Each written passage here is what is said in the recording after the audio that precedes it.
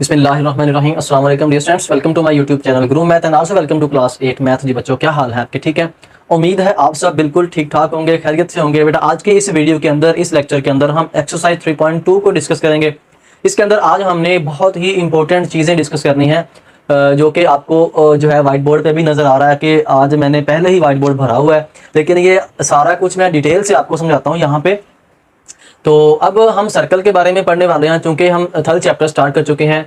Measurement means के मैंने पहले बोला था पिछली वीडियो के अंदर कि जो मेजरमेंट है मींस के पैमाइश है, इसके अंदर जितनी भी हमें जो प्रॉब्लम्स जो क्वेश्चन सॉल्व करने होंगे वो हमारे पैमाइश से ही रिलेटेड होंगे, मींस के मेजरमेंट से रिलेटेड होंगे। वो कोई ट्रायंगल होगी, कोई रेक्टेंगल होगी, कोई सर्कल होगा, मींस के किसी ना किसी की लेंथ, किसी ना किसी की आर्क, मींस के मेजरमेंट हमने फाइंड करनी होगी इसके अंदर। ठीक है, तो इसमें सबसे पहले कहता है कि कैलकुलेट, क्वेश्चन नंबर 1 है, पहले देखें, calculate the length of an arc of circle. अब सर्कल भी नई चीज है, उसके बाद circle of the radius, radius भी आपके लिए नई चीज है। Is 8 centimetre and circum angle is 40 degree. अब एंगल क्या होता है?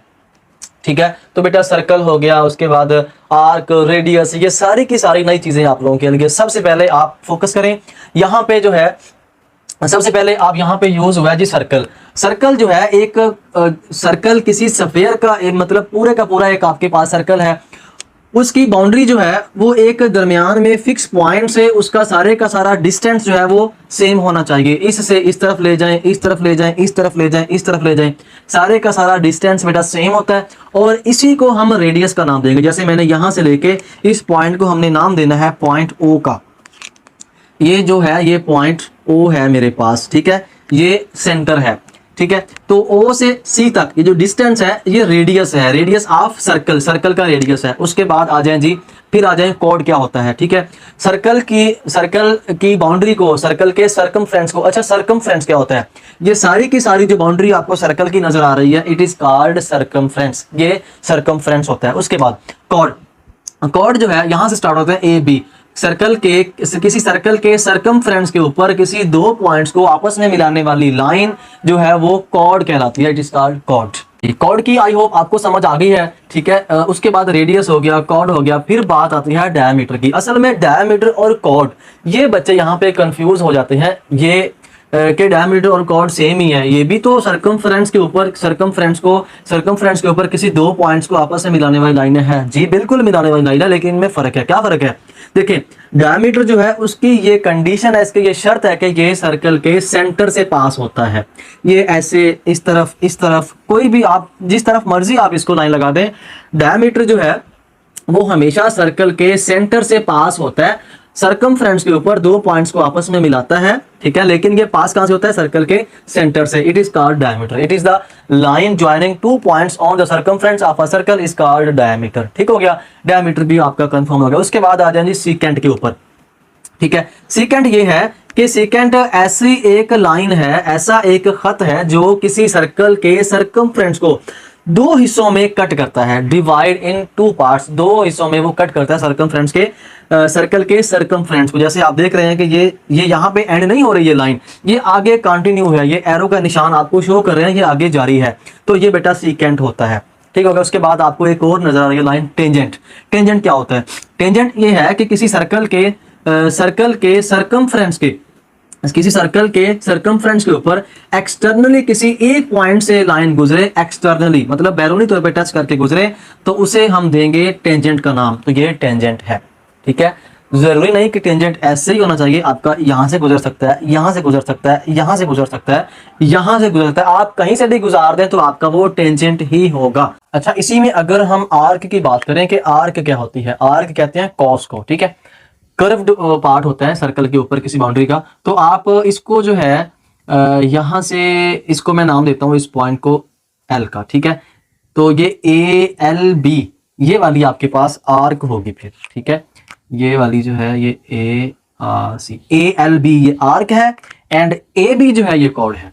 आई होप इस चीज की आपने अच्छे से इसको अंडरस्टैंड कर लिया। तो बेटा अब हम जो है उसके बाद आ जाए जी एरिया ऑफ सर्कल। सर्कल का एरिया क्या होता है? पाई आर स्क्वायर। पाई, इसमें जो पाई की वैल्यू स्पेसिफिक होती है 22/7, और आर इसमें सर्कल का रेडियस होता है। उसके बाद सर्कमफ्रेंस ऑफ अ सर्कल, इस सर्कल पूरे का सर्कमफ्रेंस, इस पूरे का मुहीत क्या होता है?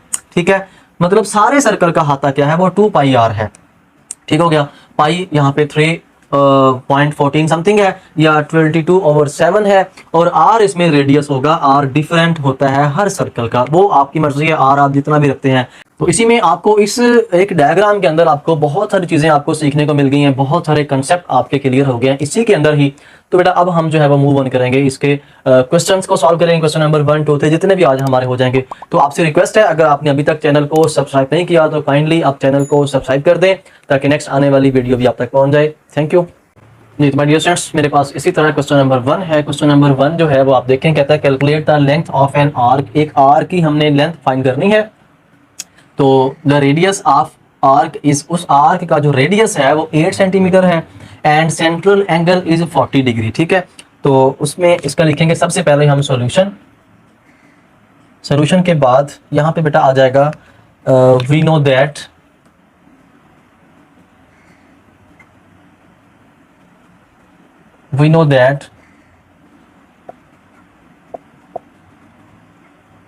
आर्क लेंथ का फार्मूला है x ओवर 360 मल्टीप्लाई सरकमफ्रेंस या 2 पाई आर। इसका फार्मूला मैंने ये लिखा हुआ है। सरकमफ्रेंस जो है पूरे सर्कल का सरकमफ्रेंस है। ठीक है, और इसमें x क्या है?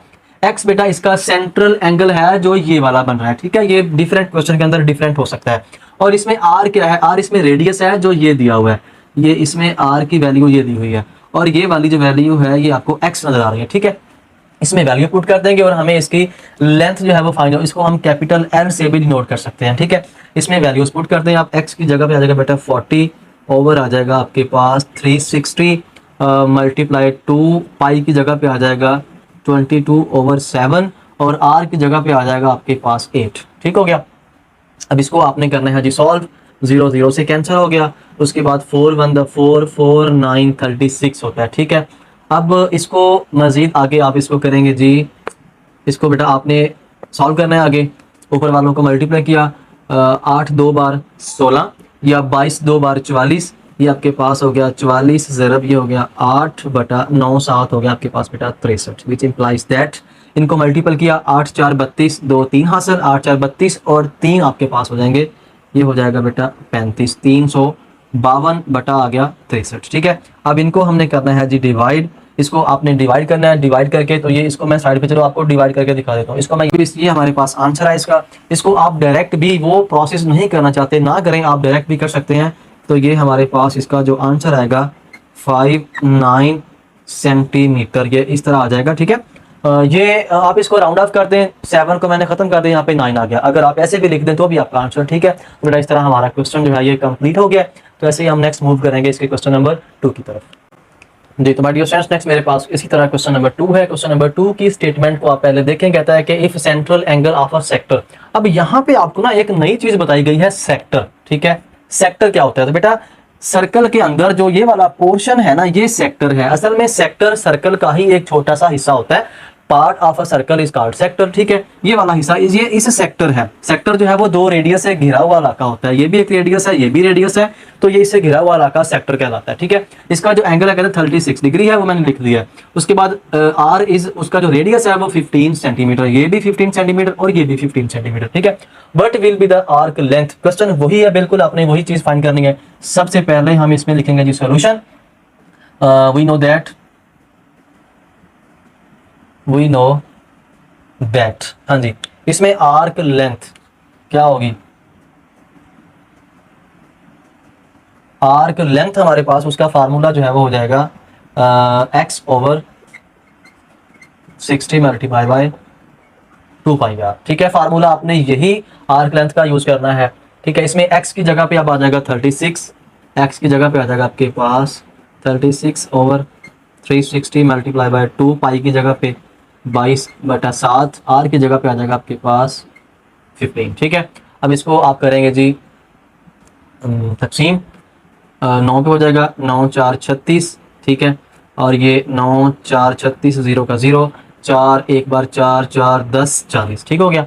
अब ये 2 1 बार 2 2 5 10। अब ये आपके पास जो बच गए हैं वो आप लिखें 22 ऊपर बचा है 22 ज़रा बच गया आपके पास 15 बटे में जो आपके पास वैल्यूज बच गई हैं 5 और 7 आपके पास बच गया है 7। ठीक है, तो अब इनको आपने करना है आगे सिंप्लीफाई। इसको मजीद हम सिंप्लीफाई करेंगे, ये 5 1 5 5 3 15 हो जाएगा।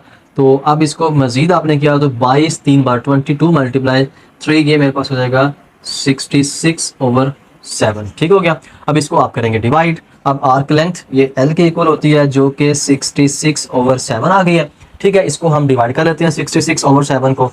ठीक है, ये 66 को डिवाइड किया आपने 7 पे, 7 9 पे हो गया आपके पास 63। तो बेटा इसमें से आ गया 3, यहाँ लगाया 0, यहाँ लगाया अशारिया, 7 3 पे 21, नहीं सॉरी 7 4 28, 7 4 हो गया आपके पास 28, फिर उतारा, फिर 2, फिर लगाया यहाँ पे आपने 0, फिर ये आपके पास हो जाएगा 7 2 पे बेटा आ जाएगा 14, फिर ये आ गया 6 0। ठीक है, फिर ये 7 8 पे 56। ठीक है, और ये आपके पास 40। अब ये इसको आगे करते हैं तो बढ़ता जाएगा, तो ये आपके पास आ गया 9.428। ये कर लें तो भी ठीक है, अगर आप ये नहीं करते तो 9.43 सेंटीमीटर ये हमारे पास इसका जो है वो ये 9 है, 9.43 सेंटीमीटर। इस तरह हमारे पास ये क्वेश्चन बेटा इसका आंसर आ गया। तो ऐसे ही हम मूव ऑन करेंगे इसके नेक्स्ट क्वेश्चन नंबर 3 की तरफ।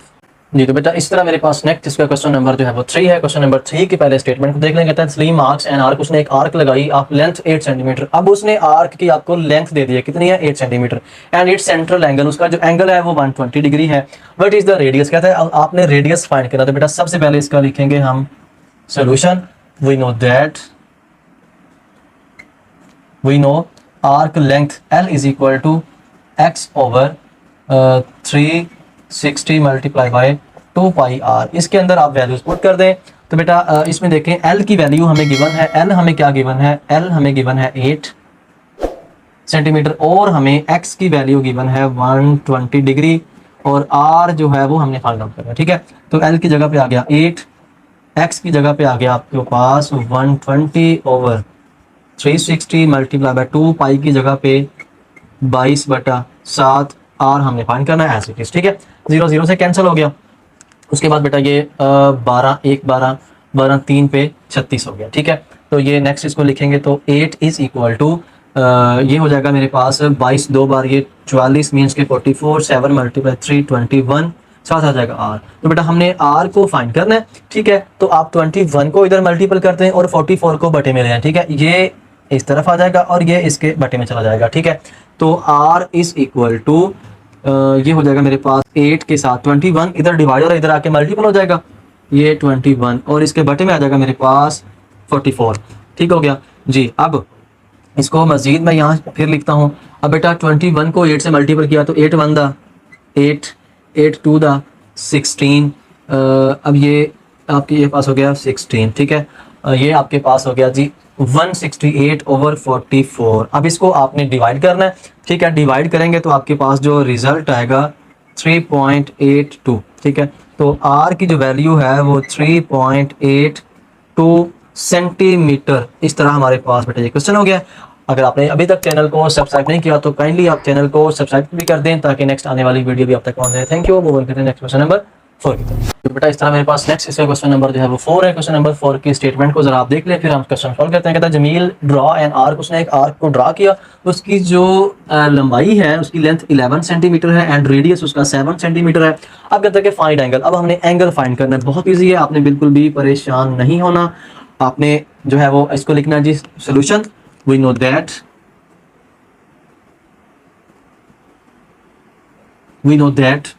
जी।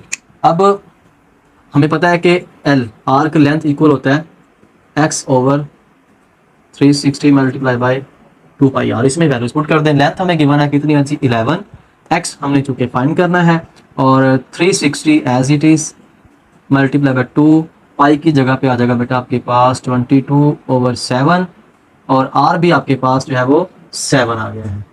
ठीक है, अब जो वैल्यूज कैंसिल होती हैं 7 7 से कैंसिल हो गया। ठीक हो गया। अब ये 2 को कैंसिल किया, 2 1 दा 2, 16 2 8 दा 16, ये आपके पास हो गया 11 इज इक्वल टू 22 ओवर 120, साथ आपने x लिख दिया। ठीक है, अब इसको मजीद हम जो है वो इसको सॉल्व करेंगे।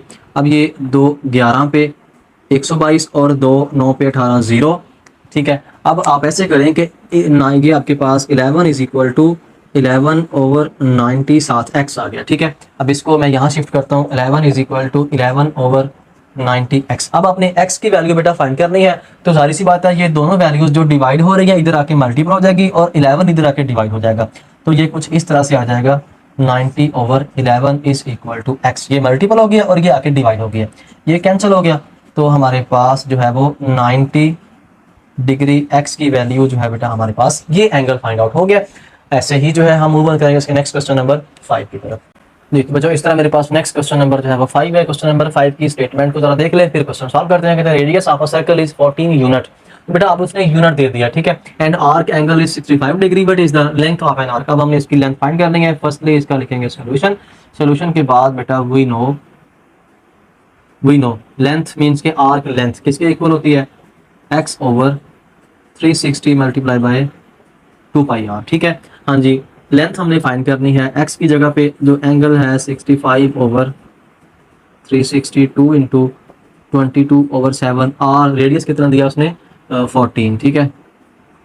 हाँ भाई, अब L इज इक्वल टू, अब इसको पहले कैंसिलेशन करते हैं। कैंसिलेशन आप कैसे करेंगे बेटा, 5 पे 5 13 65, 5 7 35, 1 10, 5 2 10, ठीक हो गया। 7 1 7, 7 2 14, ठीक हो गया। अब ये नेक्स्ट आपके पास जो वैल्यूज आएंगी 13 आएगा ऊपर, उसके बाद आएगा आपके पास 2 2 ये हो गया आपके पास 4, साथ आ जाएगा आपके पास भाई 22, और इसके बटे में आ जाएगा आपके पास 72, ठीक है। इसको मैं यहाँ पे लिख देता हूँ और ये L भी आपका यहाँ। अब इसको मजीद हम इसको सिंप्लीफाई करेंगे, तो ये बेटा अगर इसको मजीद हम सिंप्लीफाई करें तो 4 1 4, 4 1 4, 3 32, 4 8 32, ठीक हो गया। एक दफ़ा फिर क्या होता है, 2 11 22, 2 9 12 18, ठीक है। अब ये हमारे पास जो वैल्यू आ गई है 11 और 13 को आपस में दे दें ज़रब, 13 और ज़रब करते हैं इसको 11 के साथ, 3 ये आपके पास 13 ही आ गया, और यहाँ भी 13, 3 3 1 4, 143/9, ठीक है। तो L इज इक्वल टू 143/9। इसको आप जो है बेटा आगे इसको डिवाइड कर लें तो भी ठीक है, अगर आप डिवाइड नहीं करेंगे तो आप इसको कैलकुलेटर से कर लें तो भी कोई इशू नहीं है, लेकिन मैं आपको यहाँ पे इसको डिवाइड करके इसका आंसर निकाल देता हूँ। 143 को हमने करना है जी 9 पे, 9 एक बार 9 माइनस किया तो आपके पास आ गया 5, ऊपर से आ गया आपने 3, ठीक है। अब 9 5 बार होता है 45, तो इसको किया -3, हासिल दिया 13 में से 5 गए 8, फिर लगाया 0, यहाँ आ गया अशारिया, फिर ये 9 8 बार होता है 72, 9 8 बार 72, तो माइनस किया तो यहाँ पे आपके पास आ गया बेटा यहाँ पे 8 0, फिर 9 8 बार आ गया आपके पास 72, फिर ये 8, अब ये 8 8 ही चलता जाएगा, ठीक है। तो इसको हम लिख देंगे L is equal to 15.88 unit, ठीक है। तो इस तरह हमारे पास उसकी लेंथ फाइंड आउट हो जाएगी। इस तरह हमारे क्वेश्चन बेटा 5 क्वेश्चन कंप्लीट हो गए। अगर अभी तक आपने चैनल को सब्सक्राइब नहीं किया, अगर आपको लगता है कि लाइक बनता है वीडियो का तो आप लाइक कीजिएगा, इसको आगे अपने दोस्तों तक भी शेयर करें, कमेंट करें, ठीक है। अच्छी लगी है वीडियो तो कमेंट कीजिएगा, मुझे बताइएगा, खुशी होगी। ओके बेटा, अल्लाह हाफिज़।